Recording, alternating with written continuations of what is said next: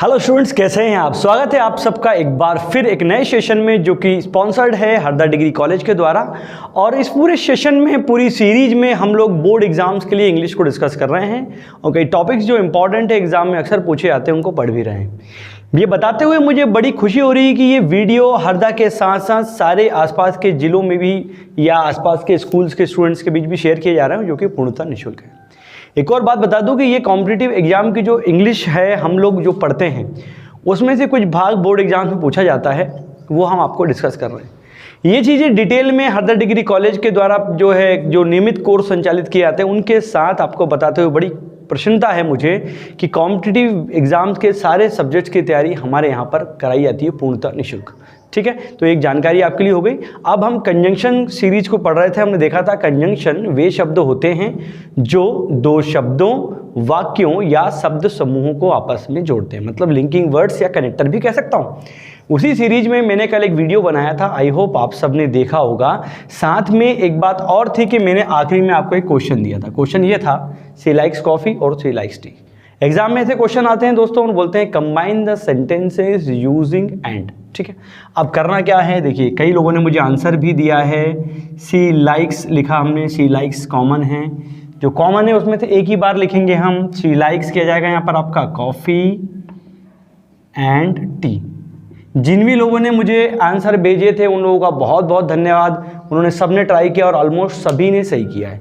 कई लोगों ने मुझसे पूछा है तो ये सही तरीका है, कई लोगों ने कहा सर अगर ऐसा कर दें तो she likes coffee and she likes tea. तो देखो बेटा, सही तो इसको माना जा सकता है, पर आप खुद बताइए कि क्या ग्रामेटिकली ऐसा बोलना सही होगा क्या? एक ही चीज़ को बार बार रिपीट करना सही है क्या? हम जब जोड़ रहे हैं इसका मतलब जो अनावश्यक चीज़ें उनको हटाना पड़ेगा। तो अगर आप ऐसा करते हैं तो हो सकता है कि एग्जामिनर सही मान ले, बट मेरे हिसाब से तो ये गलत ही रहेगा, क्योंकि आपको सही तरीके को फॉलो करना चाहिए। तो आप जब सीख रहे हैं तो सही सीखें। कॉमन चीज़ों को, सेंटेंस को कंबाइन करते समय आपको हटा देना है। क्लियर हो गई बात? तो ये थी एंड की बात जो हमने कल डिस्कस की थी कि and is used to join और combine the sentences which have positive intent और नेगेटिव इंटेंट, मतलब सिमिलर इंटेंट कह सकता हूँ कि विच हैव सिमिलर इंटेंट, मतलब उनके जो इरादे हैं, सेंटेंस में जो मीनिंग छुपा है वो सिमिलर हो, कॉन्ट्रास्ट उनके बीच में नहीं हो। Is that clear to all? ठीक है, आगे चलते हैं। आज हम डिस्कस करने वाले हैं दोस्तों बट को। बट यानी होता है लेकिन, किंतु या परंतु। आप लोग अक्सर इसको डेली रूटीन में भी या डेली आपकी लैंग्वेजेस में भी, डेली स्पोकन इंग्लिश में भी आप यूज़ करते हैं। ये असमान ध्रुवीयता के वाक्यों को जोड़ने के काम आता है फ्रेंड्स। असमान ध्रुवीयता, अब इतनी जम के हिंदी बोलूँगा तो इंग्लिश मीडियम वाले तो नाराज होना वाजिब है दोस्तों। But is use to join और कंबाइन द सेंटेंस विच है negative polarizations. what I'm trying to say कि which have contrast in their meanings, like पहला statement में जो चीज़ होगी the second statement will oppose that. clear? जो भी चीज़, the thing which is given in the first sentence, the second sentence will oppose it. कैसे? देखिए, मैंने कहा कि she is rich, ठीक है, और यहाँ पर मैंने कहा she is not happy। अब बताओ, यहाँ पर दोनों स्टेटमेंट में आप देखेंगे कॉन्ट्रास्ट नजर आता है। पहला स्टेटमेंट कहता है कि शी इज़ रिच, वह अमीर है और वह खुश नहीं है। अब जरा मैं आपकी जो है मदद के लिए हिंदी मिल देता हूँ। मैंने कहा वह अमीर है, ठीक है, और वह खुश नहीं है। अब आप बताइए इन दोनों में स्टेटमेंट्स में अंतर जो है, कॉन्ट्रास्ट या जो विरोधाभास दिख रहा है? बिल्कुल दिख रहा है कि भाई अमीर है और खुश नहीं है। ऐसा होता है कि हम लोग तो समझते हैं पैसा ही खुशी का मापदंड है। हाँ, और क्या, हम लोग ये मान के चलते हैं कि जो अमीर है वो खुश है और जो गरीब है वो दुखी है, जो कि बिल्कुल गलत है। याद रखिएगा, पैसा खुशी का मापदंड नहीं है। खैर, हम सेंटेंस पे आ जाएं तो यहाँ लिखा है she is rich, she is not happy. यहाँ देखिए सी इज कॉमन है, ठीक है, कॉन्ट्रास्ट है, इसलिए हमको बट का प्रयोग करना है। क्या लिखा रहेगा यहाँ पर आपका? शी इज रिच, क्या लगा देंगे? बट। कॉमन चीज को आप छोड़ दीजिएगा, क्या जाएगा यहाँ पर आपका? But not happy. अब कई लोग बोलेंगे सर ऐसा लिख दें तो she is rich but she is not happy, वो अमीर है लेकिन वह खुश नहीं है, वो भी चल जाएगा, but this sentence is comparatively good. ठीक है ना, ज़्यादा सही ये वाला है, कंपैरेटिवली राइट ये वाला कहूँगा मैं, ठीक है, क्योंकि हमने कॉमन चीज़ों को हटा दी। और वैसे भी प्रोनाउंस लगे हैं ना यार, नाउन को रिपीटेशन से रोकने के लिए तो हम प्रोनाउन का इस्तेमाल करते हैं। क्लियर? तो यहाँ पर आपको कुछ नहीं करना था, हमने देखा कि वो रिच है लेकिन कुछ नहीं है, तो she is rich but not happy, ऐसा हमने कर दिया। आई होप आपको समझ में आ रहा होगा। हालांकि यहाँ पर ज़्यादा दिमाग लगाने की ज़रूरत नहीं है, एग्जाम में वो दे देगा कि combine the sentences using but. चलिए एक एग्जाम्पल और करते हैं। अब ये सेंटेंस है I called her loudly, sentence है आई कॉल्ड हर लाउडली, और सेकंड में लिखा है she gave me know response. Here you have two sentences, और एग्जाम में लिखा आएगा आपको ऐसा, कंबाइन द सेंटेंसेस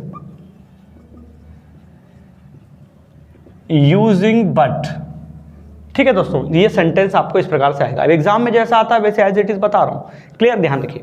अब यहाँ कुछ करने की जरूरत नहीं, आप देखेंगे सब्जेक्ट अलग अलग है, कंटेंट भी अलग अलग है। सब्जेक्ट को छोड़कर सेंटेंस का जो भाग होता है उसको कहते हैं प्रेडिकेट। क्या कहते हैं हम? प्रेडिकेट, यानी कि विधेय इन हिंदी। ठीक है ना, वाक्य में जो कर्ता होता है, जो डूअर होता है वो कर्ता होता है, सब्जेक्ट होता है, और सब्जेक्ट को छोड़कर जो पार्ट होता है उसको बोलते हैं प्रेडिकेट, यानी कि विधेय in Hindi. Is that clear? The remaining part of the sentence except subject is known as predicate. Clear?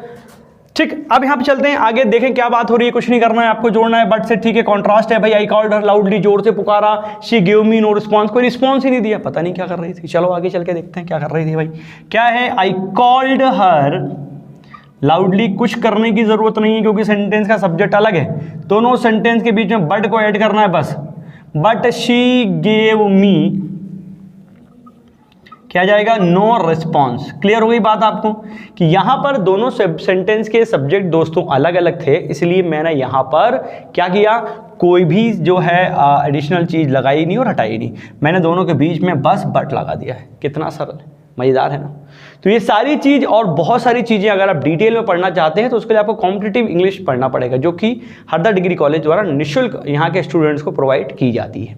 अगर आपको इस संबंध में कोई डाउट है तो मैंने जैसे कि बताया है, आप मुझे फ्लैश हो रहे नंबर पे मुझे कॉल या मैसेज भी कर सकते हैं डिटेल इन्फॉर्मेशन या डिटेल नॉलेज के लिए। ठीक है ना? आप स्क्रीनशॉट लीजिएगा, मेरे ख्याल से बट आपको समझ में आ गया होगा। But is use to join the sentences with have contrast या नेगेटिव, मतलब negative polarization. Is that clear?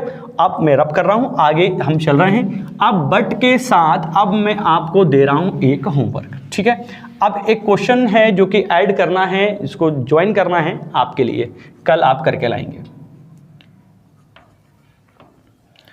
Question है I run very fast, I could not catch the train. ये सेंटेंस है। ठीक है, दो sentence, I run very fast, I could not catch the train, ये sentence है। You have to join the sentences using but. ठीक है ना? एंड का प्रयोग तो हम यहां पर कर ही नहीं सकते क्योंकि ग्रामेटिकली रॉन्ग होगा। आप देख रहे हैं सेंटेंस में कॉन्ट्रास्ट है। ठीक है, अब चूंकि यह कॉन्ट्रास्ट है, दो चीज देखनी है कि यहाँ का सब्जेक्ट भी सेम है। आगे नहीं बताऊंगा क्योंकि आगे बताऊंगा तो पूरा खत्म ही हो जाएगा। तो दोस्तों ये था आज का वीडियो। अब हमारे पास कुछ रिस्ट्रिक्शंस होती हैं, ज़्यादा लंबे जो लेंथ के वीडियो हैं वो व्हाट्सएप पे शेयर नहीं होते हैं, इसलिए हम लगभग 10 मिनट के वीडियो आपके लिए बनाकर शेयर करते हैं। ये वीडियो सीरीज, वीडियो लेक्चर्स आपको कैसे लग रहे हैं कमेंट करके ज़रूर बताना है। कई लोग मुझे पर्सनल कमेंट मैसेज करते हैं, बहुत अच्छी बात है। आप आपके डाउट्स के लिए हमेशा हमको, पूरी हरदा डिग्री कॉलेज टीम को अपने साथ ही समझें। तो दोस्तों अब समय आ गया है आपसे रुखसत यानी कि विदा लेने का। इससे पहले आपको एक चीज़ फिर बता दूं कि कोरोना अपनी एक्सट्रीम लिमिट पे पहुंच रहा है, तो हम सबको करना इतना ही है कि घर पर रहें, मास्क और सैनिटाइज़र का रेगुलर इस्तेमाल करें।